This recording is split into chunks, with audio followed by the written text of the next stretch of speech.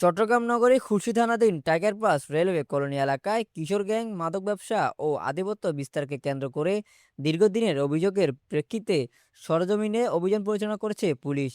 শনিবার 25 এপ্রিল বিকেলে নগর পুলিশের উত্তর বিভাগের উপপুলিশ কমিশনার ডিসি আমিরুল ইসলাম ঘটনাস্থল পরিদর্শন করেন। এ সময় তিনি স্থানীয় ভুক্তভোগীদের সঙ্গে কথা বলেন এবং তাদের কাছ থেকে সরাসরি অভিযোগ শোনেন।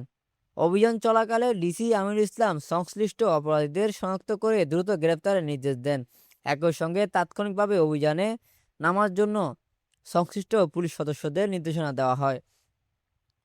এই সময় খুলশী থানা পুলিশের সেকেন্ড অফিসার মনির সহ নগর পুলিশের বিভিন্ন পর্যায়ের কর্মকর্তারা উপস্থিত ছিলেন।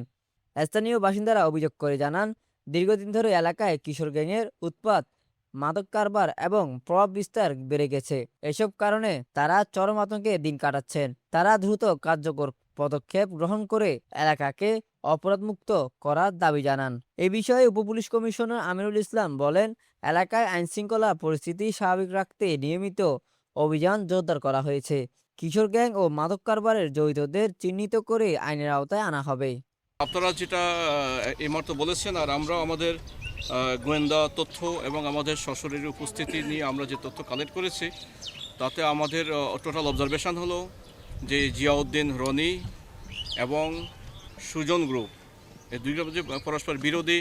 এখানে কিছু সরকারি স্থাপনা, সরকারি ইনস্টলেশন, তারপরে সরকারি স্থায়ী এবং অস্থায়ী স্থাপনাকে কেন্দ্র করে এখান থেকে কিছু ভাড়া আদায় এবং একই সাথে পাশাপাশি কিছু মাদক সহ আদার্স কিছু, অর্থাৎ অপরাধের সাথে জড়িত এবং অপরাধ কর্মের প্রতিযোগিতাকে নিয়ে কেন্দ্র করে, চাঁদাবাজিকে কেন্দ্র করে এখানে একটা মানে আধিপত্য বিস্তারের একটা প্রতিযোগিতা এখানে চলমান আছে।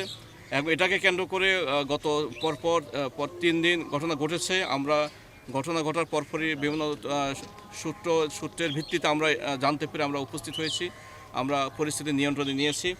লাস্টলি আজকে আমি নিজে আপনারা সহ আমরা উপস্থিত হয়েছি এবং টোটাল এলাকাটা সরেজমিনে পরিদর্শন করলাম।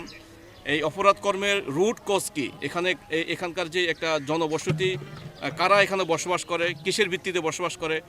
যতটুকু মনে হয়েছে একটা সরকারি বড় প্রতিষ্ঠানের এখানে যে আবাসন ব্যবস্থা আছে, সেই মানে ভবনগুলো অনেক পুরাতন, সেই আবাসনে কিছু অ্যালটেড এবং নন অ্যালটেড সব মিলে মিক্স প্রজাতির মানুষ এখানে বসবাস করে।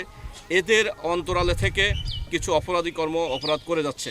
তো আমরা এই জায়গাতে ইমিডিয়েটলি আমরা এখানে সো কল্ড রবিন নামে একটা ছেলের নাম বারবারই এসেছে। রবিন সম্ভবত এখানে আমরা আসার পরেও সে এখানে আশেপাশে ছিল, আমরা ধাওয়া করেছি, সে চলে গেছে। তার কিছু একটা 7-8 জনের একটা গ্যাং এসে পালিয়েছে। আমরা আমাদের এই অভিযানগুলো অব্যাহত থাকবে। Mahmud Asif Khandakar, PIB 71 TV, Chittagong.